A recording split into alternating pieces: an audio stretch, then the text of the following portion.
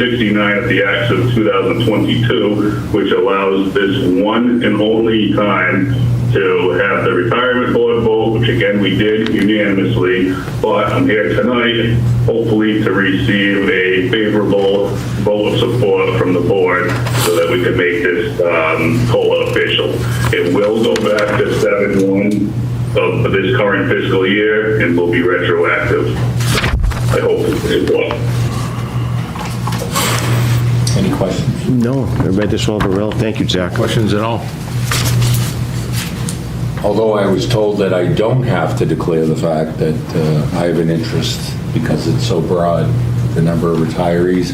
I am a retiree in this system, so I will receive that benefit. But I was told that I do not have a conflict and I do not have to file. Good. I'm glad you checked that out because I don't have one either. Perception. And I'm glad I checked it out for both of us. Sure. Do I have a motion? A motion, Mr. Chair, to accept the cost of living adjustment as a COLA for the fiscal year 2023 up to 5%. And that's pursuant to General Laws, Chapter 32, Section 103, which would take effect as of July 1st, which will take July 1st, 2022. I would second that, Mr. Chairman. That's unanimous. Zach, thank you very much. Thank you, Zach. Thank you, Zach. So much, appreciate it. Make sure you take the dog out. Well, no, you know it. Good evening. Good evening. The next item on the agenda is the Chief of Police, Jim Falvey, concerning use of force policy. Good evening, Chief. Good evening, Hey, Chief. Chief. Come on, guys.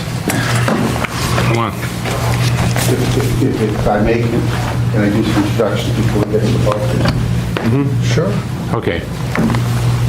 I have this gentleman with me tonight that I wanted to use out to meet, just the Milford, people of Milford get to meet. Here is Sergeant Todd Fletcher. I wanted to introduce him because he was recently promoted to the position of sergeant. Todd joined the MPD 2016. Prior to that, he did 2 years service with Maine. He's worked patrol and special operations. He is a U.S. veteran serving in the Army Reserves. Also served in Operation Full Freedom. Was deployed to Afghanistan. Got his bachelor's and master's in criminal justice. And on January 1st, 2023, he was promoted to patrol sergeant. Did midnight to 8 shift, and he also assists us with training. He's doing a fine job. Good guy. Good guy, thank you. Thank you. Thank you, my friend.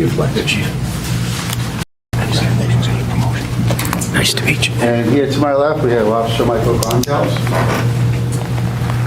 Michael served with the Milford Auxiliary Unit a number of years ago. He actually went to the police academy through us. We sponsored him.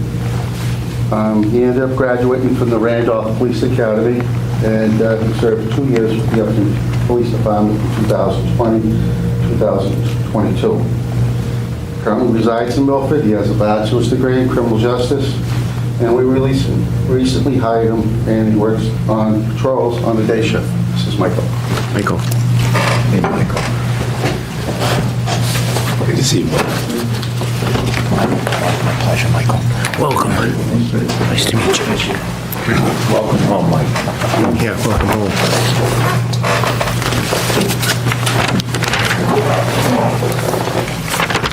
So the use of force policy, Chief, I read through it, and I just have a couple things that I'll bring to your attention. But beyond that, nothing major. I think he did a fantastic job. This is very comprehensive, particularly with police reform and dealing with posts, as well as training council on balance. This policy looks out for the best interests of the general public, particularly groupings of the general public that are most vulnerable, and it protects the interests of the officers and the community generally, to include the town as an entity. So I just wanted to point that out first, that a lot of work I know was put into this, because there's been a lot of changes Correct. at the state level. I don't know if my colleagues had any questions. Yeah, no, just some comments too, to tell the chief how this was very well needed, and I'm glad you got this done, and it's very detailed, especially today's day and age, like that Mr. Chairman said too. A lot has changed with the police departments in the past couple of years, more so in the past couple of years than it did the past 50 years. Again, a policeman can go on a call that could image of being mundane, but after a while it could turn into something more dangerous. So you never know what to expect from call to call throughout the day. And the scrutiny that a police officer has to go through now with the cell phone cameras and just the general public having that idea that they have to report everything. Again, it's a policy that I think is very well written.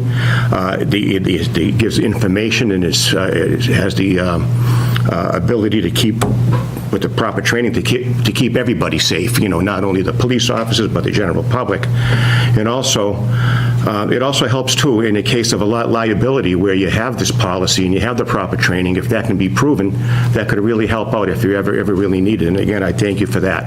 And I appreciate everything that you do for the police department and the police officers themselves. You're a credit to our town, and the whole department is, too. Thank you. May I? Yes, sir. So tonight I want to speak from the heart, speak to the general public. And I want you to know, don't ever be afraid to pick up the phone and call our police department. Because before me is a policy that's important but not really needed. Because I'm going to tell you personally from my heart, they come to you, and they come into your home, and they respect you, and they treat you like the person that you are. And they realize that you're in a difficult situation, but they do the right thing. They do the right. And so I'm going to second this amendment, only because it's the right thing to do. But what I want you to know, and I know I'm repeating myself, as a general public, don't ever hesitate to pick up that phone. Because when they come to your home, they have your back. And they care about you. They truly care about you, and they do the right thing. And that is so important to sit here as people look at people like us and they think, oh, wow, you're a member of the Board of Selectmen, or the Select Board, I should say, I'm sorry. But it just doesn't matter. What matters is the men and women of the Milford Police Department, the Milford Fire Department, the Milford Highway Department, and all our town employees. That's what makes the difference. And so if I could leave you with a message tonight, when you're down and out, just pick up the phone, and they'll be there. They'll be there. Trust me. Thank you, Chief. Thank you. James, just a couple typos. I mean, I read, so just on the first page, under procedures, the first word definitions, just like that.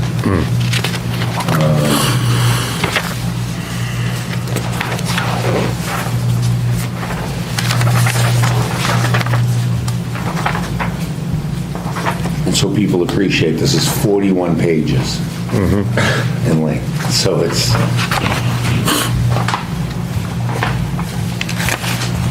the officer goes out the door and has to remember 41 pages. In and of itself. Just on page 22, you come down to paragraph D. And I know you speak about it later. It's just at that point, they do have a right to union representation as well as legal representation, if they so elect.